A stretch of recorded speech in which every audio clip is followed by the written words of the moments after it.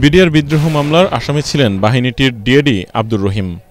বিদ্রোহের পর 2010 সালের 29 জুলাই ঢাকা কেন্দ্রীয় কারাগারে মারা যান তিনি। পরিবারের অভিযোগ, আব্দুর রহিমকে রাজসাক্ষী হবার প্রস্তাব দেওয়া হলে ফিরিয়ে দেন তিনি। এরপরই কারাগারে ইনজেকশন পুশ করে হত্যা করা হয় তাকে।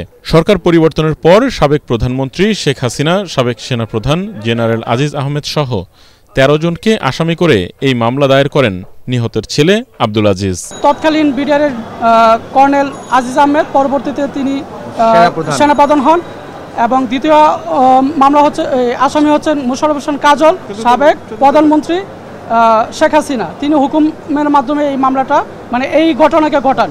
সাভারে পুলিশের এপিসির ওপর থেকে ইয়ামিন নামে এক যুবককে ফেলে দিয়ে হত্যা করার ভিডিও কাঁদিয়েছে গোটা জাতিকে।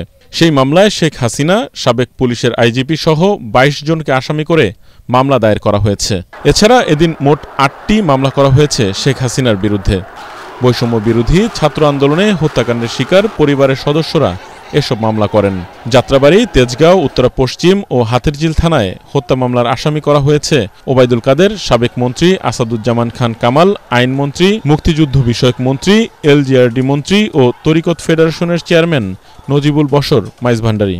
এই হত্যাকাণ্ডের দায়ে শেখ হাসিনা, তার পুত্র জয়, স্বরাষ্ট্রমন্ত্রী কামাল, তারেক সিদ্দিকী সহ 27 জন এজাহার নামীয় এবং 500 জন অজ্ঞাতনামা ছাত্রলীগ যুবলীগ নেতাকর্মীদের বিরুদ্ধে আমরা এখানে মামলা করেছি। যেহেতু স্বৈরশাসক শেখ হাসিনার পতন হয়েছে, তাকে আসামি করে আসাদুজ্জামান কামাল এবং কি আইনমন্ত্রী আনিসুল হক, এদের সবাইকে আসামি করে আমরা উক্ত মামলাটি দাখিল করেছি। উত্তরা বিএনএস সেন্টারের সামনে একজন হাফেজে কোরআন, ওনার নাম হলো হাফেজ মাওলানা জসিমউদ্দিন। উনি পুলিশ এবং আওয়ামী সন্ত্রাসীদের গুলিতে বিএনএস সেন্টারের পাশে গুলিবিদ্ধ হন। পরবর্তীকালে হাসপাতালে নেওয়ার পরে তিনি মৃত্যুবরণ করেন। শেখ হাসিনা এবং গাজীপুরের মন্ত্রী, মুক্তিযোদ্ধা মন্ত্রী আকমা মুজাম্মেল হক, নজিবুল বশর মাইজভান্ডারী সহ 21 জনের নাম উল্লেখ করে আমরা 350 থেকে 400 আসামিকে আমরা আসামি করে মামলা দায়ের করেছি।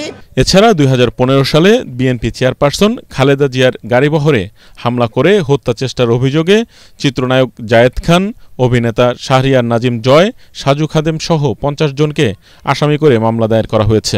মামলার অন্য আসামিরা হলেন Sheikh Selim, Sheikh Helal, colonel Faruk Khan, barrister Fazle Noor Taposh, Nixon Chowdhury, Saeed Khokon, Hasanul হক ইনু, রাশেদ খান মেনন, বাফুফের সভাপতি কাজী সালাউদ্দিন এবং সাংবাদিক শাবান মাহমুদ। ইয়াসিন রানা, এটিএন বাংলা, ঢাকা।